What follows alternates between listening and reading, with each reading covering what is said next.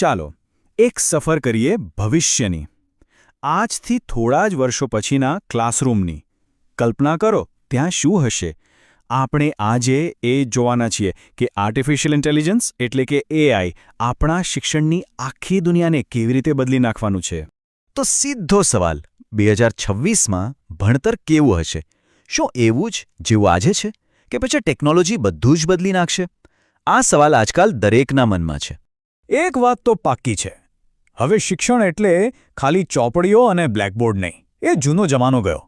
હવે તસવીર ધીમે ધીમે ભૂસાઈ રહી છે. અને એની જગ્યા શું લઈ રહ્યું છે? એક જીવંત અનુભવ જે ટેકનોલોજી સાથે જોડાયેલો છે. અને આ આખા બદલાવનો હીરો કોણ છે ખબર છે? એ છે એઆઈ. તો ચાલો આને સ્ટેપ બાય સ્ટેપ સમજીએ. સૌથી પહેલા વાત કરીએ શિક્ષકોની. એઆઈ એમના માટે એક મદદગાર, એક અસિસ્ટન્ટ તરીકે કેવી રીતે કામ કરે છે એ જોઈએ. પણ એક મિનિટ, આ એઆઈ છે શું આખરે?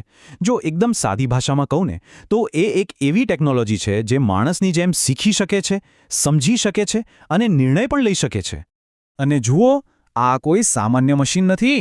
એની ખાસ વાત એ છે કે એ સમજી શકે છે. એ સમજે છે કે કોઈ વિદ્યાર્થી શું શીખી રહ્યો છે, એને ક્યાં તકલીફ પડી રહી છે અને એને મદદ કરવા માટે બરાબર શું કરવું જોઈએ. એકદમ પર્સનલ ટ્યુટર જેવું. હવે આ સમજનો ફાયદો સીધો શિક્ષકોને મળે છે. વિચારો, જે બધો સમય લેસન પ્લાન બનાવવામાં, વર્કશીટ તૈયાર કરવામાં કે પછી પેપર કાઢવામાં જતો હતો, એ બધું હવે એઆઈ ફટાફટ કરી આપે છે. એટલું જ નહીં, એ દરેક સ્ટુડન્ટ માટે અલગ અલગ લર્નિંગ પ્લાન પણ બનાવી શકે છે. તો પરિણામ શું આવ્યું? સિમ્પલ. ટીચર્સને પેપર વર્કના બોજમાંથી છુટકારો મળે છે. અને એમનો જે કિંમતી સમય બચે છે એ ક્યાં વપરાય છે?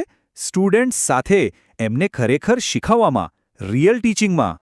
ઓકે, તો ટીચર્સની વાત તો થઈ ગઈ. પણ આ બધામાં સ્ટુડન્ટ્સનું શું? એમના માટે શું બદલાય છે? ચલો હવે એ જોઈએ. અહીંયા જે બદલાવ છે ને, એ નાનો સોનો નથી, બહુ મોટો છે. પહેલાં કેવું હતું? સ્ટુડન્ટ ક્લાસમાં બસ બેસીને સાંભળતો. પણ હવે એઆઈની મદદથી એ એક એક્ટિવ લર્નર બને છે, જે શીખવાની પ્રોસેસમાં ભાગ લે છે. અને જ્યારે કોઈ સક્રિય રીતે શીખે ત્યારે ફાયદા તો થવાના જ.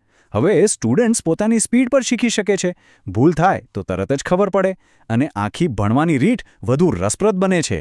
પરિણામે એમનો કોન્ફિડન્સ વધે છે અને એ હિંમતથી આગળ વધે છે. સારું, તો શીખવાની રીત તો બદલાય, પણ પરીક્ષા અને માર્ક્સનો શું? એટલે કે મૂલ્યાંકનનું?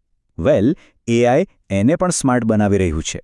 અહીંયા પણ માઇન્ડસેટમાં મોટો ફેરફાર છે.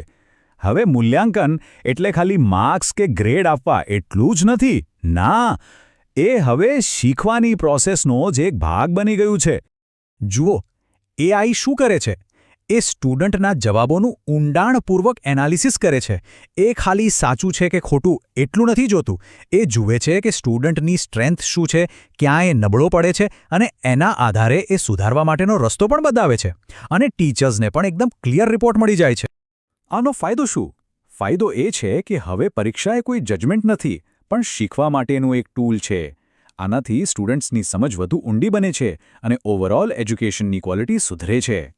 ઠીક છે, આટલી બધી ટેકનોલોજીની વાત સાંભળીને એક સવાલ મનમાં જરૂર આવે કે તો પછી ટીચરનું શું? શું એઆઈ શિક્ષકની જગ્યા લઈ લેશે? આ સૌથી મોટો ડર છે, ખરું ને? એ વાતમાં તો કોઈ જ શંકા નથી કે એઆઈ એક ખૂબ જ પાવરફુલ ટૂલ છે. એની ક્ષમતા એટલી છે કે એ એજ્યુકેશનમાં ખરેખર ક્રાંતિ લાવી શકે છે. પણ, અને આ પણ બહુ જ મહત્વનો છે, યાદ રાખજો, એઆઈ રસ્તો બતાવી શકે છે, પણ એ રસ્તા પર ચાલવાની દિશા તો હંમેશા શિક્ષક જ આપે છે. એઆઈ સાધન છે, પ્રેરણા નથી. પ્રેરણા તો ટીચર પાસેથી જ મળે છે. કેમ કે ટેકનોલોજી ગમે તેટલી એડવાન્સ થઈ જાય, એ ક્યારેય શિક્ષકના દિલની જગ્યા ના લઈ શકે. એમની સંવેદનશીલતા, એમનું ગાઈડન્સ, આ એવી માનવીય બાબતો છે જે શિક્ષણનો આત્મા છે. અને એની કોપી કોઈ મશીન ના કરી શકે, ક્યારેય નહીં. તો છેલ્લે વાત ડરવાની નથી. વાત છે એક તકને અપનાવવાની. સવાલ એ નથી કે એઆઈ આવી રહ્યું છે કે નહીં, એ તો આવી જ રહ્યું છે.